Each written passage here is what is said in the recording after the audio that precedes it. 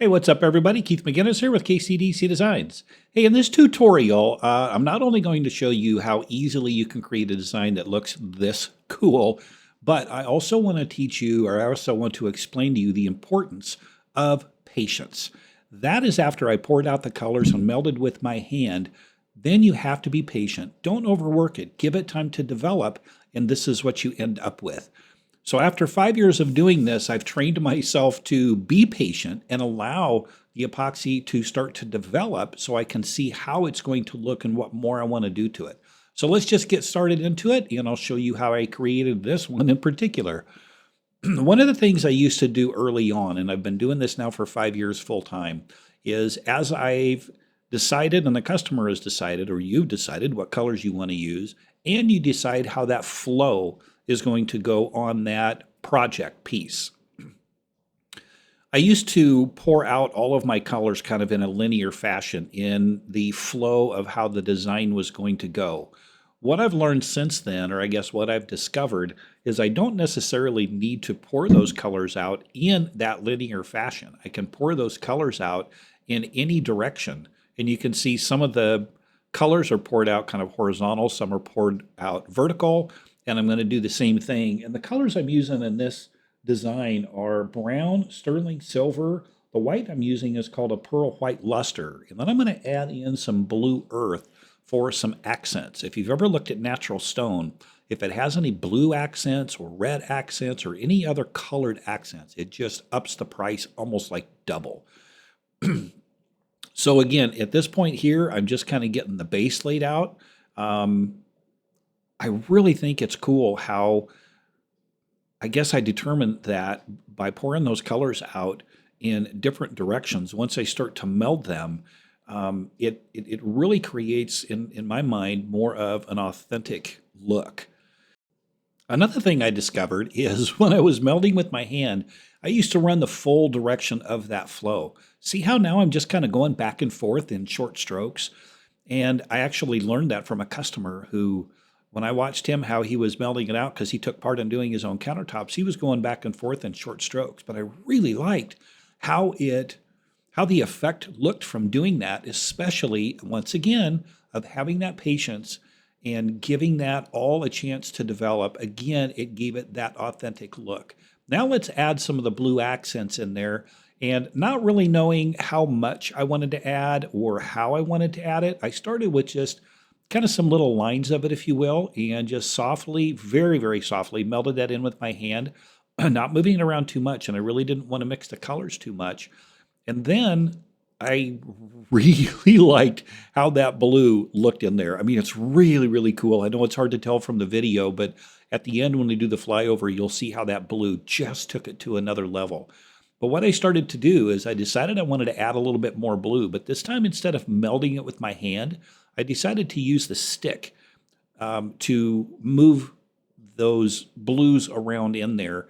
And what that was doing is that allowed me to just move the blue instead of using my hand to, well, I guess here I'm still using my hand, but give me just a second and I'll go back to the stick here. I got a little ahead of myself, sorry. There we go. So then I grabbed the stick, and I really liked, actually a little bit more, I liked how that stick was able to kind of blend the color in, and I really didn't move it a whole lot, just enough to kind of get that blue moved in where I wanted it to. And then keep in mind too, when I'm doing that, I'm going to have some of that blue on the stick. I can also put that into some other areas too, but man, it really, really took that to another level. Here, I thought, well, I'll add the blue to the white, but then also I added some of the blue to the brown. That gave a really cool look too. So once again, I'm going to talk about that patience thing, but take a look at what that looks like now, how that has changed from when I first melded the colors in, because it is continuing to move. And it's going to for probably the next hour.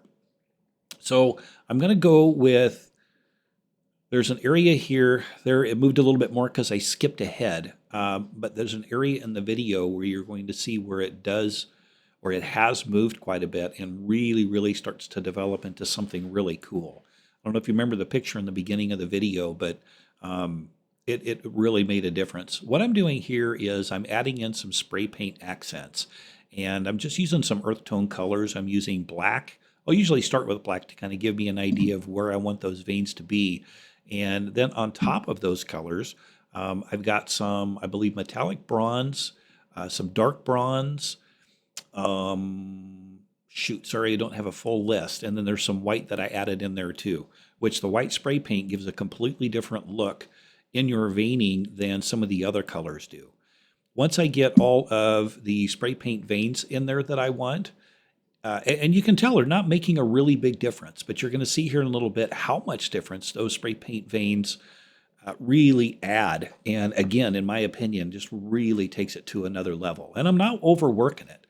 So I'm getting my spray paint veins in there, and then I'm going to take my heat gun and very lightly, I'm going to use my heat gun only to kind of open up those spray paint veins just a little bit. And that's what I'm doing here.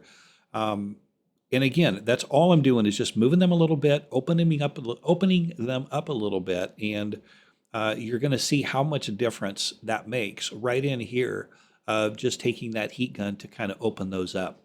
See that design continuing to develop? It's still moving. And that's over about 11-minute period over in a matter of about 9 seconds. But see how much that has moved? Now let's do a flyover. Let's take a look at how the project ended up. And I'm really, really pleased with how it looks. And I hope you all agree with me. And please leave some comments in the comment section below and let me know what you think. Do you think that mimics natural stone? Can you see that on your countertops? This kind of like a fantasy marble type design is one of the most common and popular amongst our customers. I don't know if it makes a difference that we're in the Midwest, but when they see that fantasy marble and they see this type of exotic stone look, knowing that they would have to pay hundreds of dollars per square foot, that's usually what they end up going with. And what's also cool is we can take all of the colors that they have in their space, from the floor to the drawer pulls to the cabinet colors to their wall colors, and incorporate all of those to really pull off a magnificent looking design that it truly does look like natural stone. But I'm really pleased with how that ended up looking. And again, it's because of being patient and giving that a chance to move around. Thanks everybody for watching. I really appreciate you supporting my channel. Again, this is Keith McGinnis with KCDC Designs. Leave me a comment and we'll see you on the next video.